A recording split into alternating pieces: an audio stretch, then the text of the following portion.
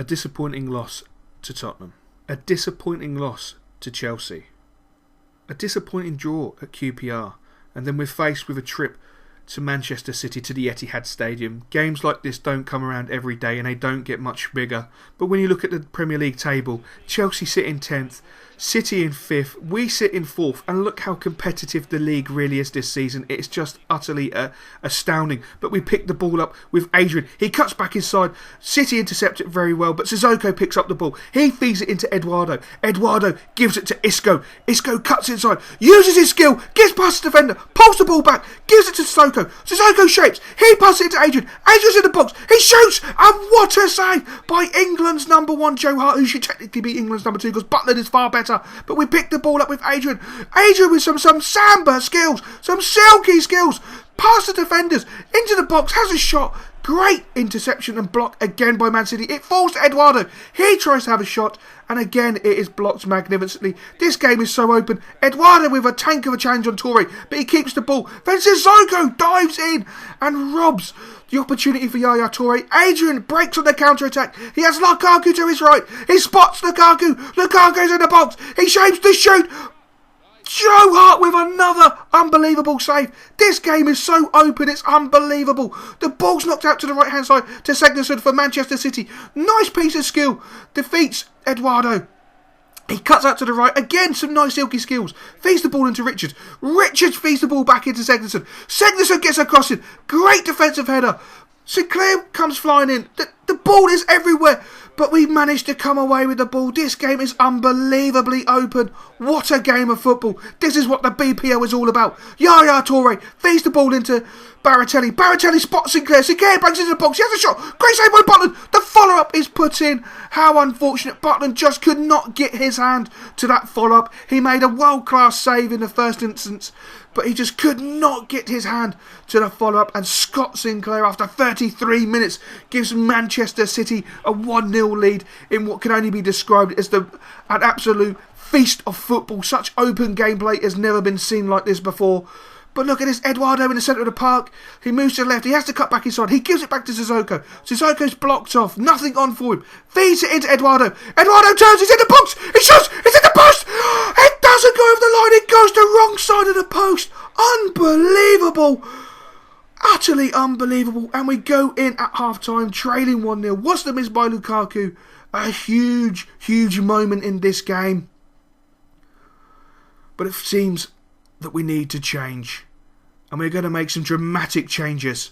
We're going to a 4-3-3 all-out attack, and we're going to be taking some players off who seem slightly overwhelmed by the atmosphere and the big stage, and we can't afford that in such an important game.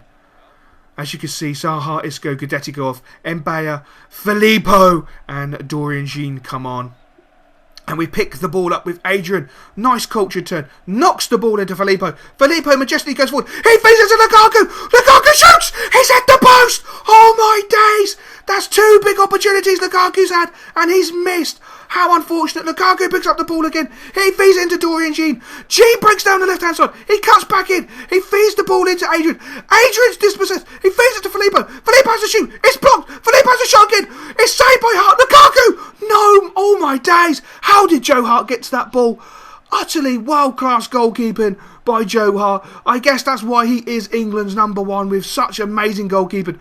Milner on the left-hand side, utterly destroying our defence by keeping the ball there. Klein is trying to man marking. The ball's fed back to Clichy. Clichy knocks it into Sinclair. Sinclair comes forward. He knocks it to Nasri. Nasri into Sinclair. Sinclair into Silva. Silva into Sinclair. Sinclair pulls the ball back to Nasri. Nasri shoots! It's just wide! It's just wide. What football by Manchester City. That was absolutely gobsmacking beautiful football. But the ball is with Adrian. He feeds it out to Dorian Jane, who's being pulled back, but he uses his strength and pace to get away from the defender. He turns back inside, feeds the ball into Adrian. Adrian turns. He beats the defender. Adrian shoots. 1-1. 90th minute equaliser. 90th minute equaliser. What a goal by Adrian. What a bloody goal by Adrian. And he goes over to Mancini and does the Superman dive. What a piece of football. What an utter world-class finish. 1-1 after 90 minutes. The misses by Lukaku don't look so serious now, as we're going to come away hopefully from this game with a point. But City are instantly back on the attack. But Eduardo gets a foot in there to hold them up. But again, they come flying back. But never fear, the tank is here. He feeds the ball into Tompkins.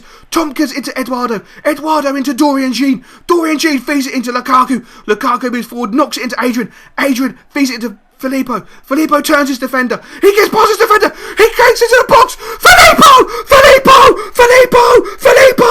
Oh my God! 90th minute. Filippo has just delivered an absolutely gobsmacking world-class finish. What an utter player. The big stage was made for him. The big stage is his stage. He is just magnificent. The Ballon d'Or must go to Filippo. What an utter finish. City kick-off. The final whistle goes. Oh my God is the only way I can describe that game of football. It is one of the most open attacking games of football I think we have ever had the pleasure to witness. And what a finish. 2 90th minute goals by West Ham. The final score, Manchester City 1. The mighty Barca of East London, West Ham United 2. What a game. What an absolutely inspirational game. And it's so nice to get back in the office after a game like that. It was absolutely magnificent. But I was greeted by an email telling me that Eduardo has broken his metatarsal. He will be out for 5 weeks. He was just breaking into the first team. He was just getting some regular games under his belt. He was playing magnificently.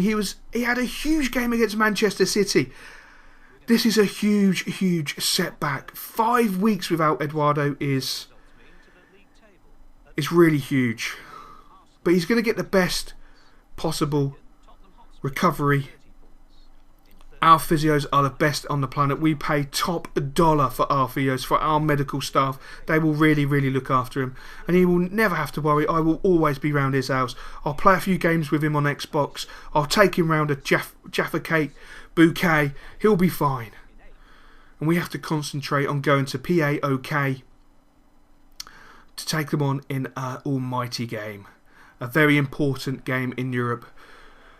We need to get 3 points. We still languish at the bottom of the table, but there's still an opportunity. If we can pull 2 victories out of our last 2 games, we could possibly qualify for the next stage. But the opposition come out and they're all over us, and Butland makes an absolutely world-class save. He's starting to refine his form. He's playing magnificently. Morrison feeds the ball into Dorian Jean. Jean feeds it into Filippo. Filippo feeds it into Guidetti. Guidetti into Sissoko. Sissoko has a shot and the keeper makes an audacious save. Filippo steps up to take the corner. He's going to be looking for Lukaku. Lukaku in the tank. He's going to have to swing the ball over. Back post, deep back post. Try and find Lukaku in the tank. The ball comes over. Guidetti with a header.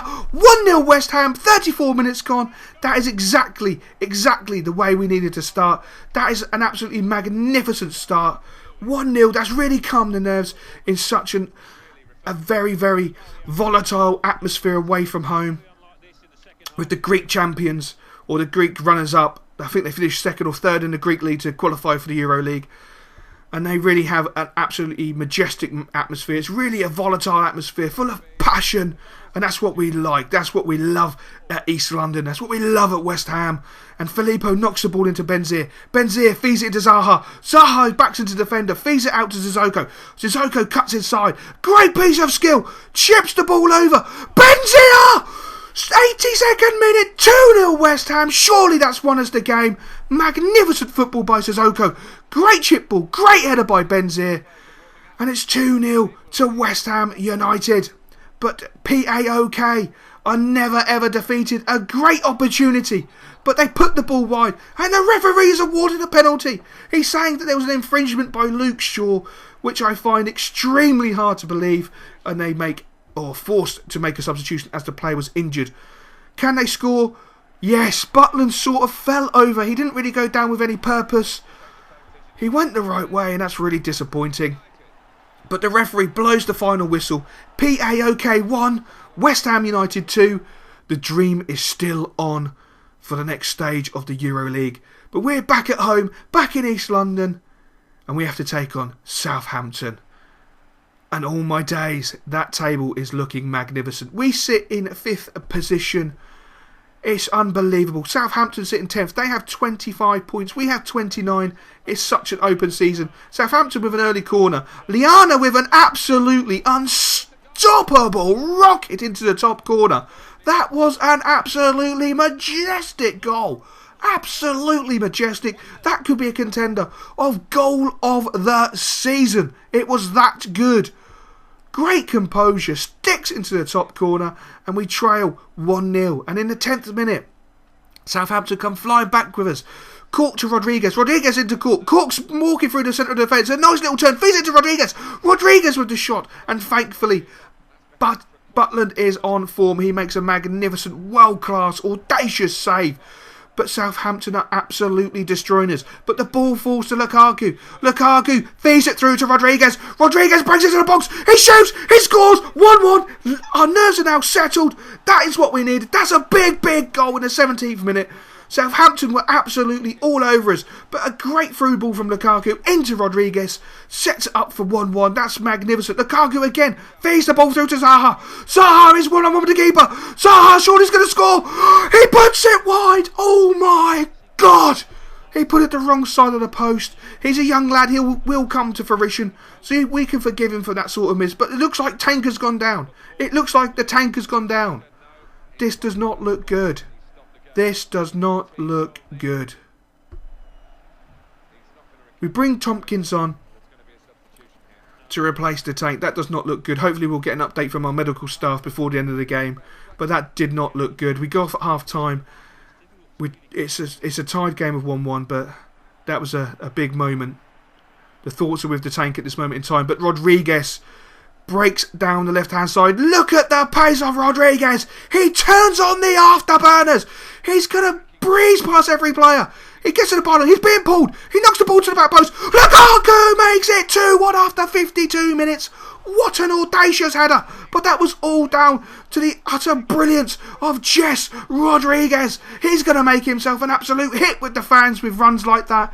He is as quick as I've ever seen a player be quick. He was magnificent. A great shot from Southampton. And Butland once again steps up to make a world-class save. Sissoko breaks down the right-hand side. He gets the ball in. That's a great header by Sissoko.